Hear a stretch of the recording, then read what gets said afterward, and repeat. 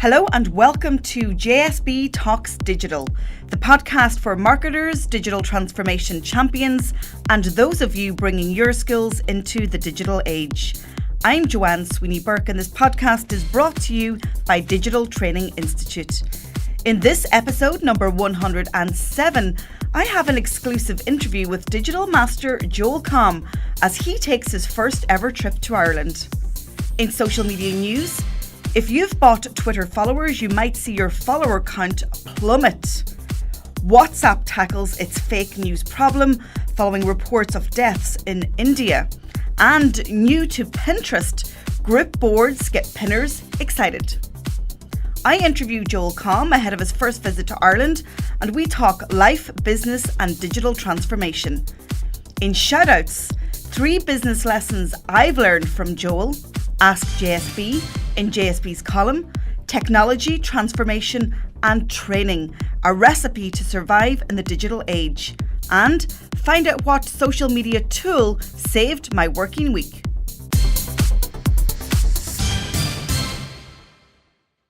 Social media news.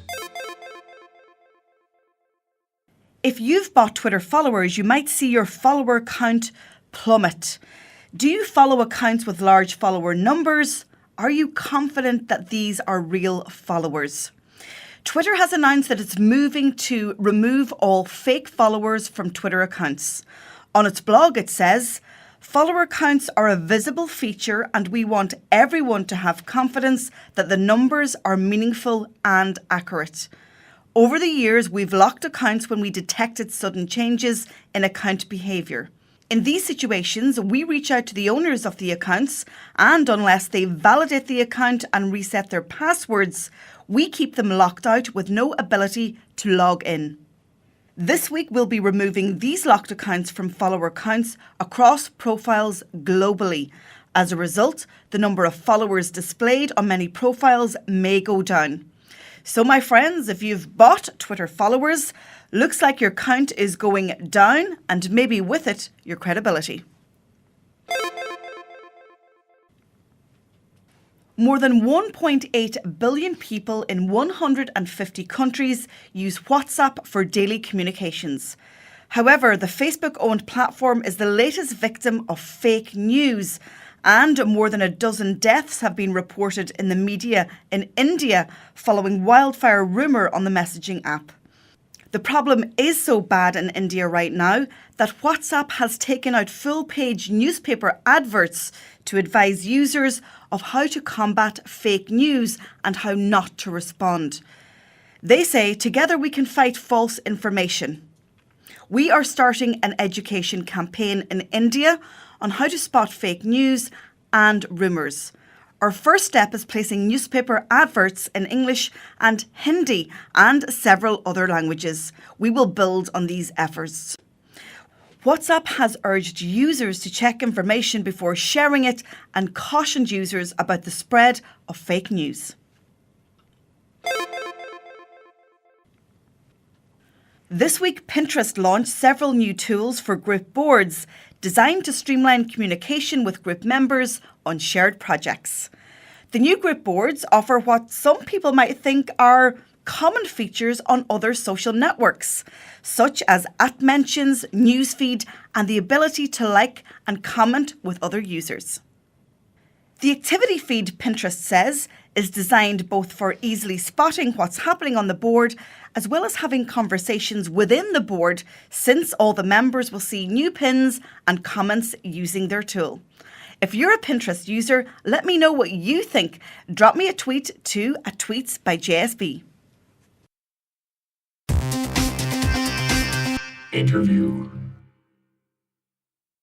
In this episode, I interview Joel Comm, a New York Times bestselling author, blockchain enthusiast, professional keynote speaker, social media marketing strategist, live video expert, technologist, brand influencer, futurist, and as he describes himself, an eternal 12-year-old. With over 2 decades of experience harnessing the power of the web, publishing social media and mobile applications to expand reach and engage in active relationship marketing, Joel Comm is, in my view, the master of the world of digital. His latest project is as co-host of the Bad Crypto podcast, a top cryptocurrency show making the future of digital payments easy to understand. I got the exclusive opportunity to interview Joel before his first ever trip to Ireland earlier this week, and we talked about life, business, and digital transformation. JSB Talks Digital. Joel Comm, you're very welcome to JSB Talks Digital. How are you? Oh, I'm so good, and thank you for having me. This is so fun. So are you coming loud and clear from Colorado right now? I am. I'm in Denver, where it's very hot. We're having quite a heat wave here. I'd say it's the middle of the day, and it's probably about 90 degrees Fahrenheit. I'm not sure what that is in Celsius, but just really hot. Well, hey, you're not alone, because we are having a 42-year record-breaking heat wave here in Ireland. So you're going to feel at home when you come next week. Great. I can't wait. This is going to be my first time to Ireland, and I'm super excited. Well, I'm delighted to have you on the podcast, and it's a little bit of an exclusive for everybody in Ireland. And what are you intending to do when you come to the Emerald Isle? Well, I'm first flying to Berlin, and I'm giving a keynote speech there for a major corporation, and then I will be coming over to Ireland for 5 days, and I plan on seeing Dublin, as well as having a personal driver take me around the island to see some of the sites, and probably stay in a few different cities, perhaps Killarney, maybe Galway. We're still looking to, figure out here the last minute plans of exactly where we're going to be, but there's so much to see and do, and I have a short time. But when I talked to Samantha Kelly and told her that I was coming, she said, "Oh, shall we do a meetup?" Because she had intended to bring me out for an event a year or two ago, and timing, it just didn't work out. And now that I'm coming, she's like, let's throw something together. And I said, all right, let's do it. And that's what we're doing. And you absolutely are. And that's Samantha. She never misses a social media opportunity. So fair play to her. So let's talk about social media and the world of digital marketing for a minute. Sure. And I've read a number of your books, Joel, and you're not only an early adopter, you always seem to be first to the charge whenever it comes to digital. And every time it moves and evolves, you're on it. How would you describe where we are right now in the digital age? It's a fascinating time because social media is now so ubiquitous. Everybody has their Facebook and their Twitter accounts, and or they're on Instagram or whatever, and it's become such a part of the fabric of our culture. And that means it's actually primed for a disruption. It's time for some new service to rise up that's going to bring us closer together. Unfortunately, social media was intended to bring us closer together, but in some cases, it's actually had the opposite effect and become very polarizing for some people. So I think it's an industry that has matured in its current state, and it needs to evolve to a next place. And I think that we're going to see blockchain technology play a role in that. Very interesting that you say that. I deliver Google's mobile masterclass to their clients across Europe. And one of the elements that we teach is around the future of mobile and technology. Now, Google are saying that we are only 1% of the way into how technology is going to change our lives and our businesses. That's pretty difficult to comprehend. Well, it moves so quickly. And, if you think about it this way, the little computers that we carry around in the palm of our hands are more powerful than, what NASA had when we sent a rocket to the moon the first time. Then everything that they used to send a rocket, we now hold something more powerful that we carry with us and take for granted. But we're coming up on the era of augmented reality, virtual reality, artificial intelligence. 5G is coming. If you're not happy with your bandwidth speeds right now on 4G, wait till 5G comes. We're talking 30 gigabit transfers. Data is going to be so blazing fast that, the era of buffering, your video and audio is going to go away. And, cities are getting wired and are having, Wi-Fi, so that no matter where you go, we're connected. And I don't disagree that what we're going to see in terms of advances in technology are going to multiply exponentially in terms of how fast and furious the world changes. So buckle in, because here it comes. So why are we still having conversations with organizations who are still paralyzed by digital progress because of their fear of stepping out into the social media world? Mm-hmm. Well, I think part of it is that it happened so quickly. Speaking here as somebody who had a computer in 1980, I was one of the originals to purchase a Tandy TRS-80 Model 1 computer that had 4K of RAM in it. I've watched now, as I've been dialing into the online world for close to 35 years and seen, a lot of changes. But for many people, this has all just come about during their adulthood. And, as adults, still trying to figure out, how do we navigate this social space? How do we use it properly to connect, to do business, to build relationships? We're still trying to teach our kids how to do it without fully knowing, because we weren't taught. We just got kind of dropped into this whole thing. And so that scares some people, and it's understandable, because if you approach it the wrong way, the internet can be very unforgiving. Let's talk about video for a moment. And you're the reason that I bought the domain joanne.live that I still haven't done anything with. Oh my. So everybody is talking about, the importance of native and live video. And actually, Facebook had just announced a deal in the last week that they've bought the rights to a major football championship in Asia, I believe. Is video going to replace terrestrial TV on our smartphone? Well, I think we're already seeing the transition. The number of people that are watching traditional terrestrial TV is certainly plummeted because we have so many choices. When I was a wee lad, we had to get up to change the channel. You had to rotate the knob, and we had, 3 network channels, a public broadcasting service, and a local channel. And that was it.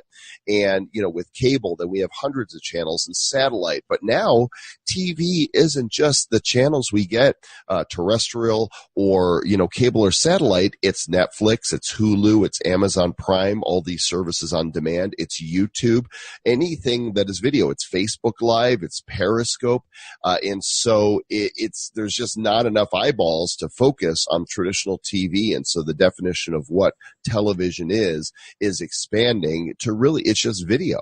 I think that's what we call it now. It's video, and we consume it in so many different forms. For any business that's not leveraging the power of video, whether it's pre-recorded videos or live video, they're missing out on, the best way to connect with an audience, because we are trained to be visual.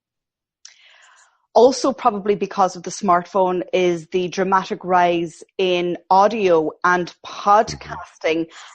You've had the Joel Comm show. You now have the Bad Crypto podcast. How important is podcasting as part of your own marketing strategy?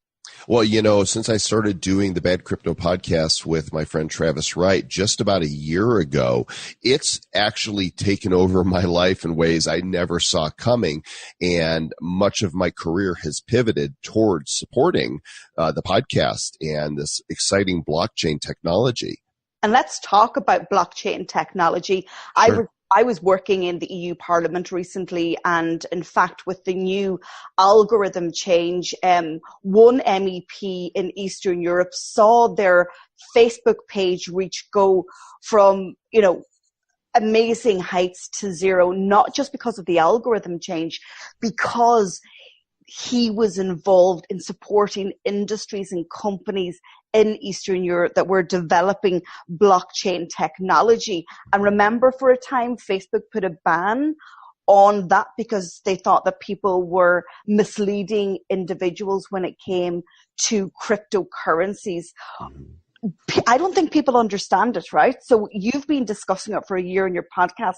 Can you tell us why it's important and how we should be perhaps thinking about integrating it into our lives, or maybe it's just going to be part of our lives?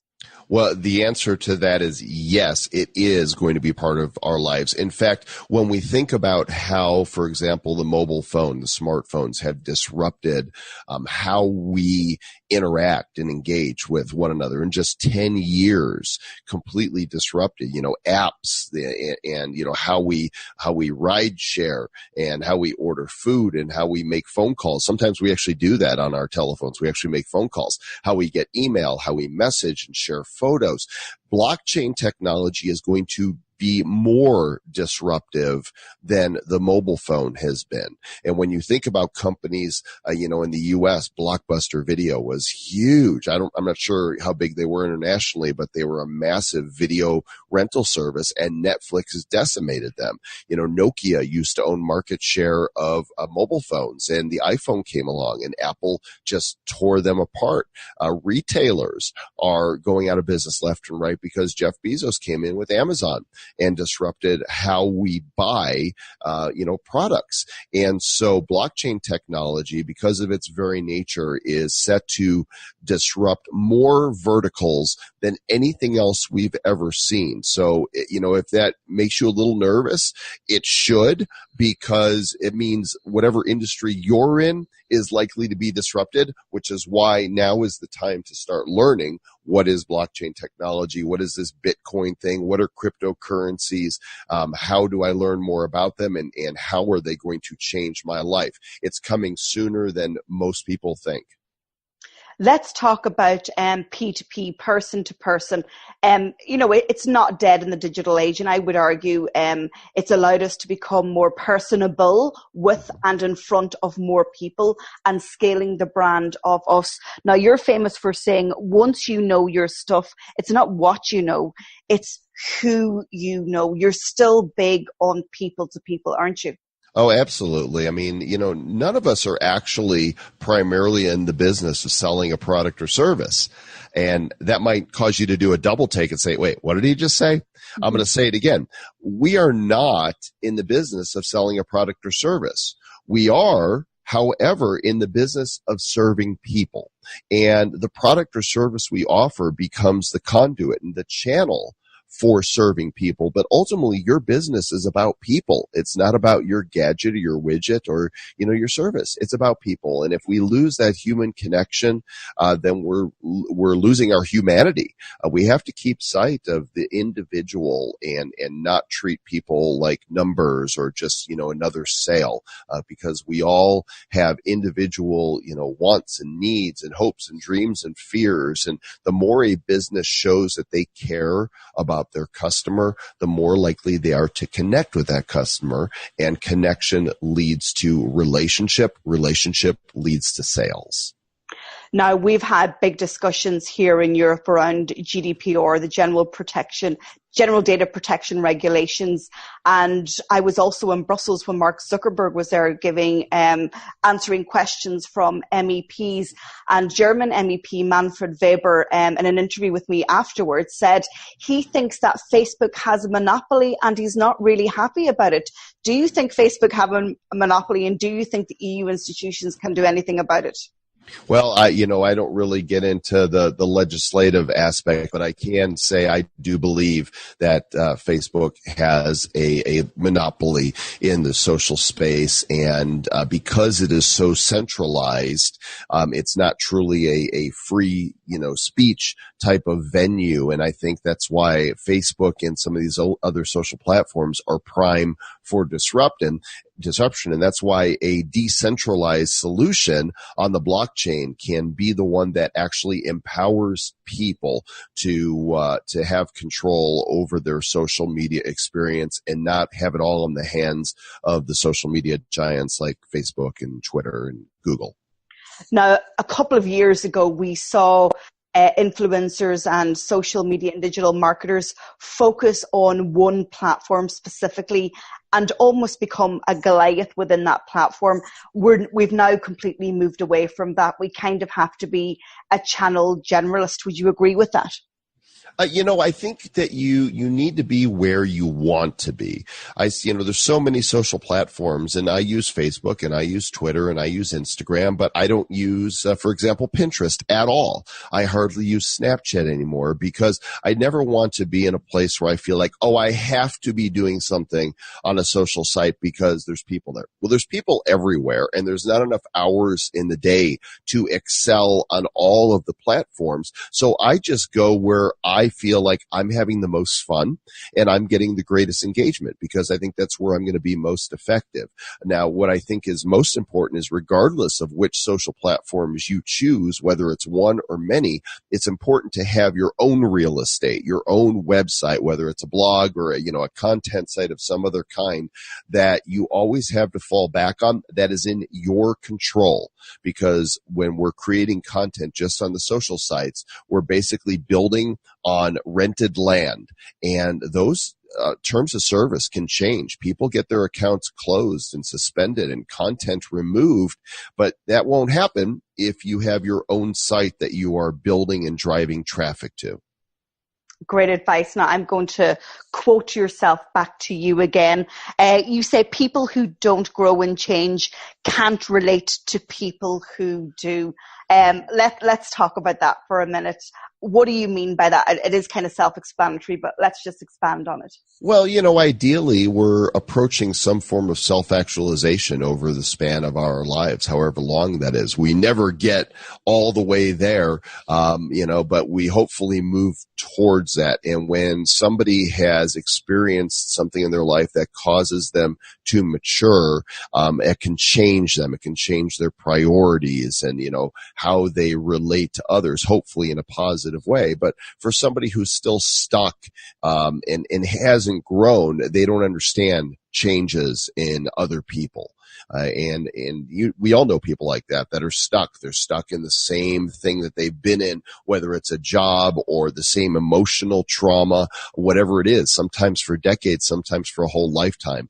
And it's really hard for those people to understand how others progress and move along. And that's my goal. I'm not the same person at 54 that I was even at 50. Definitely not the same man that I was at 40. I'm still me with many of my characteristics, but I look at the world a little differently. And because of the experiences I've had and the challenges that have come my way, I like to think that I have grown, even if I'm just moving the peg one spot on the self-actualization, scale.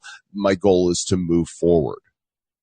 So when you come to Ireland and you're engaging with social media and digital marketers, what message will you have for them? Don't tell them everything because they need to come along, but what can they expect? Yeah, well, over the 23 years I've been doing business online, I've really done just about everything that's not illegal or immoral or fattening, and maybe people will fatten me up while I'm in, Dublin, because I hear that your food is just amazing. It is. My friend John Ferreira was just over there on a historical tour because that's where his roots are. And he was just telling me everything is farm to table and just incredible. So I'm looking forward to that. But, over those 23 years, I've done affiliate marketing, internet marketing, social media marketing, blogging, podcasting, video creation, live video, and just so many things, bought sites, sold sites, licensed content.